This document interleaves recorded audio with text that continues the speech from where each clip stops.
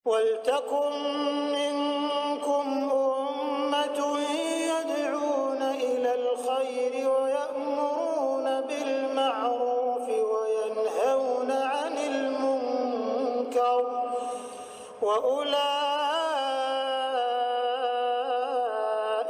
هُمُ الْمُفْلِحُونَ. Kita akan masuk teman-teman sekalian kelanjutannya, ya, yaitu bab atau pasal ya, bab tentang keutamaan sholat subuh dan asar.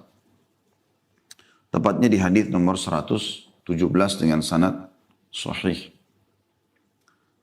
Dari Abu Hurairah radhiyallahu anhu bahwa Rasulullah sallallahu alaihi wasallam bersabda, "Yata'aqabuna fikum malaikatun bil-laili wa malaikatun bin-nahar wa yajtami'una fi salatil fajri wa salatil 'asri." ثم يعرج الذين باتوا فيكم فيسألهم وهو أعلم بهم كيف تركتم عبادي فيقولون تركناهم وهم يصلون وأتيناهم وهم يصلون. Malaikat malam dan malaikat siang datang bergiliran di tengah-tengah kalian. Dan mereka berkumpul pada sholat subuh dan sholat asar. Kemudian malaikat yang bermalam di tengah-tengah kalian naik di waktu asar itu. Lalu Allah bertanya kepada mereka. Padahal dia Allah lebih tahu tentang mereka. Bagaimana kalian meninggalkan hamba-hambaku? Maka para malaikat menjawab, kami meninggalkan mereka dalam keadaan mengerjakan sholat. Dan kami datang kepada mereka dalam keadaan mereka mengerjakan sholat. Hadis ini diriwayatkan oleh Bukhari dan Muslim. Hadis ini tentu atau dalam bab ini cuma satu buah hadis yang diangkat. Dan kita insya Allah akan coba hubungkan dengan beberapa hadis dalam syarahnya. Kita akan coba seperti biasa membedah dulu hadis ini dan coba mengambil mutiara-mutiaranya. Semoga Allah berkahi insya Allah. Potongan pertama hadis adalah yata'aqabuna fikum malaikatun bil-laili wa malaikatun bin-nahar. Sesungguhnya malaikat malam dan malaikat siang datang bergiliran di tengah-tengah kalian. Berarti ini menunjukkan tentang adanya iman kepada malaikat. Dan malaikat adalah makhluk Allah sebagaimana Nabi SAW sebutkan dalam sebuah hadis yang sahih, diciptakan dari cahaya. Jin dari api dan manusia dari tanah. Mereka adalah makhluk Allah yang suci. Mereka hanya taat kepada Allah Subhanahu wa taala. Jadi mereka tidak bermaksiat sama sekali. Allah sebutkan dalam surah Tahrim, surah nomor 66 ayat 6. La ya'sunallah, a'udzu minasyaitonir rajim, la ya'sunallaha ma amarum wa yaf'aluna ma yu'marun. Potongan ayat tentunya ini. Saya ambil langsung saksi bahasannya. Mereka tidak pernah bermaksiat kepada apa yang diperintahkan Allah kepada mereka. Artinya selalu patuh. Dan mereka selalu mengerjakan apa yang diperintahkan. Ada di antara malaikat yang sujud sampai hari kiamat. Ada yang ruku. Dan mereka semua bertasbih. Mereka semua bertasbih. Ini adalah rukun iman kita yang kedua. Kita beriman tentang keberadaan malaikat. Dan teman-teman bisa membaca di ayat-ayat pertama dari surah nomor 77 dan surah nomor 79. Ya. Sedikit kita ingatkan ini, silakan dibuka teman-teman sekalian. Surah nomor 77 dan surah nomor 79. Kita akan baca ayat-ayat pertamanya ya. Kembali mengingatkan lagi tentang masalah malaikat. 77 Al-Mursalat.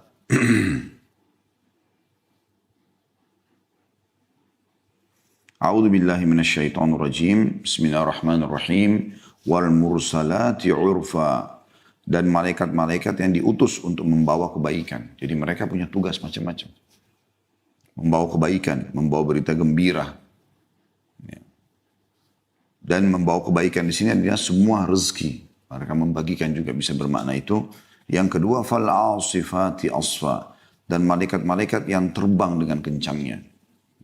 Jadi mereka memang Allah berikan sayap. Sehingga mereka terbang. Dan Allah gambarkan itu sangat kencang. Yang ketiga, wan nashirati nashra. Dan malaikat-malaikat yang menyebarkan rahmat Tuhan dengan seluas-luasnya. Ya. Jadi di ayat kedua ini, fal asifati asfa. Ini tadi ada hubungannya dengan bahasan kita juga ya. Bagaimana malaikat itu silih berganti. Yang berjaga sampai asar, itu naik ke langit dan ketemu dengan Allah Subhanahu wa Ta'ala. Kemudian ada malaikat yang datang sebelum mereka ganti giliran, ketemu di waktu itu. Yang datang pas waktu asar, orang-orang lagi pada sholat, ya.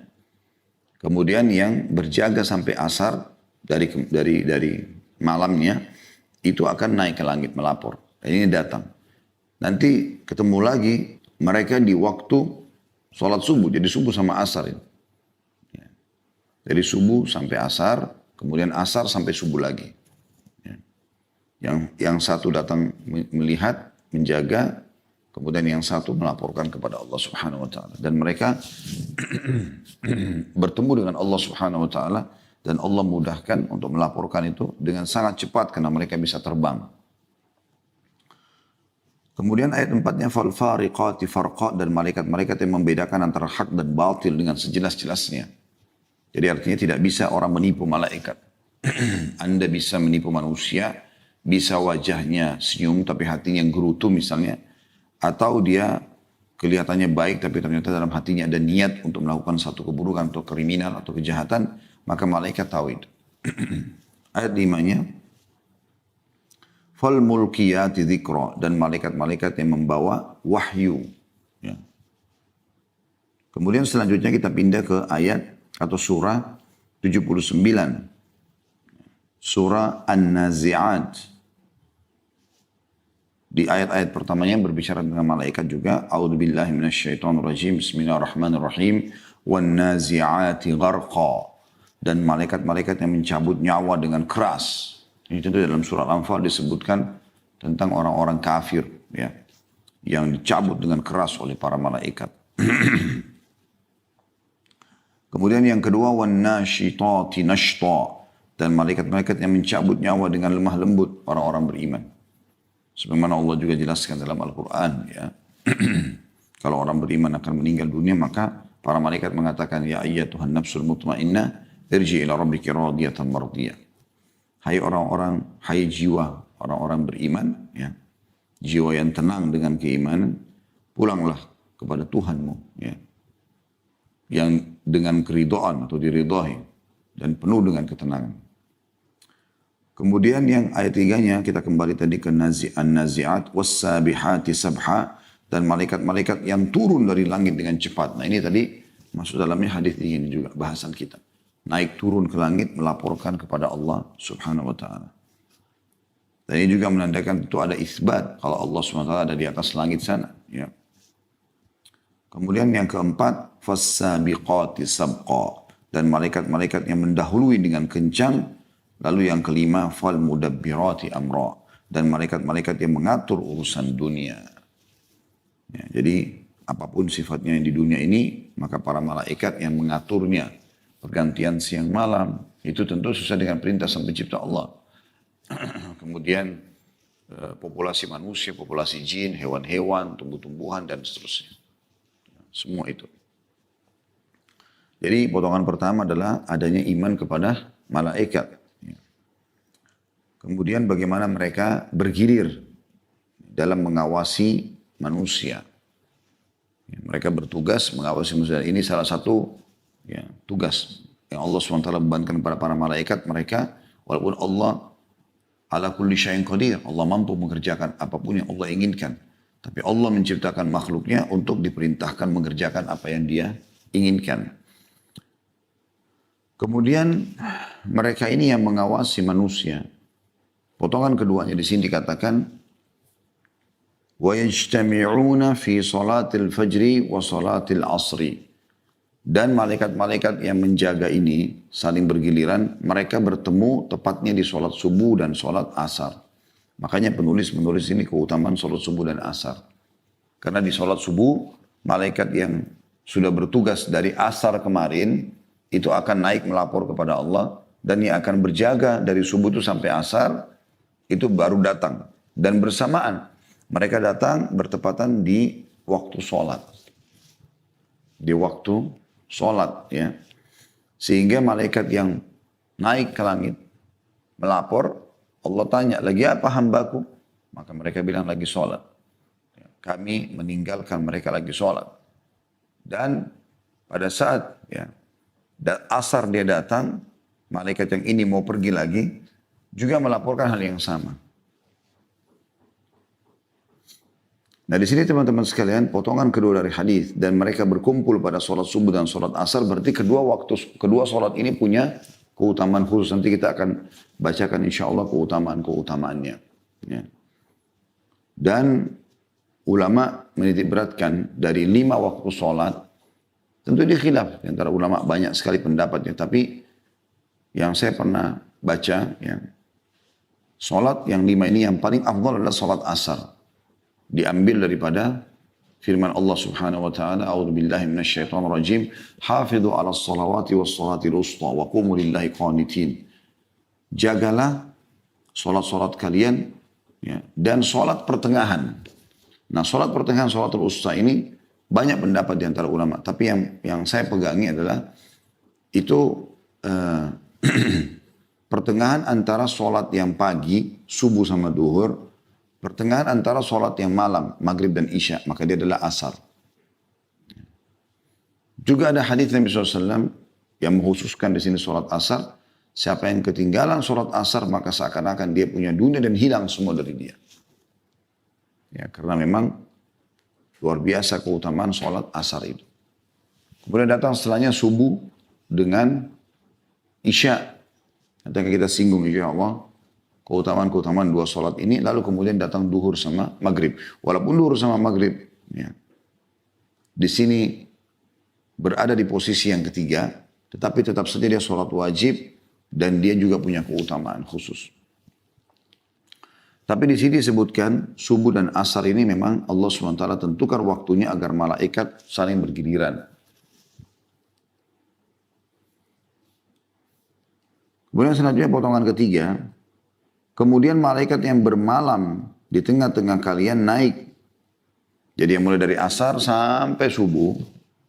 Jadi dia ngawasin sholat asar, dia ngawasin sholat maghrib, ngawasin isya, ngawasin subuh. 4 sholat tuh. Akan naik. Nanti digantikan oleh malaikat lain, dia hadir subuh, duhur, asar. Pertanyaan sekarang, kenapa malaikat malam yang disebutkan di sini? Karena malaikat malam mengawasi 4 waktu sholat. Asar, dia datang, maghrib, isya, kemudian subuh. Baru dia naik melapor. Kalau yang datang subuh, dia hanya mengawasi 3 waktu sholat. Subuh, zuhur, dan asar. Asar diganti lagi dia, kan gitu. Seperti itulah. Makanya di sini dikatakan, kemudian malaikat yang bermalam di tengah-tengah kalian, jadi dia mengawasi dari asar sampai subuh. Dan bukan cuma sholat saja, tapi seluruh amalan dia yang dia lakukan dari kebaikan dan keburukan akan diawasi dan dicatat. Lalu Allah bertanya kepada mereka. Jadi sampai di sini tentunya potongan yang ketiga ya. Jadi potongan pertama malaikat malam dan malaikat siang iman kepada malaikat dan mereka bergiliran. Potongan kedua mereka berkumpul pada sholat subuh dan sholat asar. Ini keutamaan yang kedua. Tentang keutamaan sholat ini akan kita sebutkan insya Allah. Potongan yang ketiga kemudian malaikat yang bermalam di tengah-tengah kalian ya, naik. Ini potongan ketiga. Artinya mereka akan naik ke langit. Dan ini menandakan Allah Subhanahu wa ta'ala berada di atas langit. Itulah sebabnya pernah ada seorang laki-laki atau seorang di Madinah lewat di hadapan Nabi SAW. Dan bersamanya ada seorang budak. Lalu Nabi SAW mengatakan berhenti sebentar. Saya ingin tanya budak ini. Maka majikannya mengatakan silakan tuannya. Lalu kata Nabi SAW, di mana Allah? Pertanyaan itu. Maka wanita tersebut mengatakan di langit. Lalu kata Nabi SAW, siapa saya? Kata wanita tersebut, Anda adalah utusannya. Kata Nabi SAW, bebaskan budakmu ini karena dia adalah orang yang beriman. Makanya kita juga kalau berdoa, angkat tangan ke langit. Nabi SAW seringkali menunjuk ke langit pada saat berdoa. Angkat tangan ke langit. Bahkan kata Nabi SAW, Allah ya, memiliki sifat pemalu. Ini sifat mulia dari Allah Subhanahu Wa Taala. Itu tidak sama dengan makhluknya. Dan dia malu kalau hambanya mengangkat tangannya ke langit, kemudian dikembalikan dalam keadaan kosong. Ini potongan ketiga. Potongan yang keempat, Allah bertanya kepada mereka. Padahal dia lebih tahu tentang mereka. Ini potongan keempatnya ya. Ini ada isbat sifat kalam untuk Allah Subhanahu Wa Taala. Penentuan sifat kalam Allah Subhanahu Wa Taala. Makanya kita bilang Al-Quran bukan makhluk. Dan dia adalah kalamullah. Perkataan Allah. Karena kalau kita katakan makhluk, ya, sebagaimana yang lainnya makhluk, misalnya manusia, jin dan segala macam, maka berarti ada bagian dari Allah yang makhluk. Karena itu perkataan Allah SWT. Kalamullah. Ya. Nah kita mengimani sebagaimana Imam Ahmad rahimahullah mempertahankan itu. Kalau Al-Quran gairu makhluk. Kalamullah gairu makhluk. Perkataan Allah yang tidak, bukan dan bukan makhluk. Gitu ya. Dan Allah berbicara sesuai dengan kemahabesarannya, kemahasempurnaannya, dan kita mengimani apa adanya. Makanya kan juga tentang Nabi Musa alaihissalam, ini pernah kita singgung di beberapa hadis yang lalu ya. Allah Subhanahu Wa Taala mengatakan, "A'udzubillahi minasyaitonir rajim, wa kallama Allah Musa taklima." Dan Allah mengajak bicara Musa secara langsung. Lalu di sini ada pelajaran penting, dikatakan bertanya kepada mereka dan langsung dijawab setelah itu ya. Karena kalau tidak ada jawaban ini mungkin manusia akan bisa menyangka, oh berarti Allah ada yang tidak diketahui. Lalu dikatakan, padahal dia lebih mengetahui tentang mereka. Maksudnya mengetahui tentang hamba-hamba yang di bumi dan juga para malaikat ini. Apa yang dikerjakan Allah tahu semua. Allahu ala kulli syai'in qadir. Allah itu mampu mengerjakan apapun dan mengetahui segala sesuatunya. Wa qad ahata bi kulli syai'in ilma, dan Allah meliputi segala sesuatu dengan keluasan ilmunya. Allah sudah tahu tapi Allah jadikan sunnatullah, peraturan. Pertanyaan itu adalah bagaimana kalian meninggalkan hamba-hambaku? Pada saat kalian datang melapor di aku ini di waktu subuh, melapor, bagaimana kalian tinggalkan tuh? Dari asar kemarin, asar, maghrib, isya, subuh. Maka mereka menjawab, kami meninggalkan mereka dalam keadaan mengerjakan sholat. Dan kami datang, pada saat datang, kemarin kan dia tugas tuh malaikat ini. Asar, maghrib, isya, subuh. Nah kan sebelumnya dia datang di waktu asar hari kemarin tuh. Maka mereka melaporkan. Pada saat kami datang di waktu asar mereka lagi sholat. Pada saat kami pergi pun di waktu subuh tinggalkan mereka, mereka lagi sholat. Makanya keutamaan sholat asar dan sholat subuh. Nah itu yang menjadi fokus laporan kepada Allah Subhanahu Wa Taala, seperti itulah.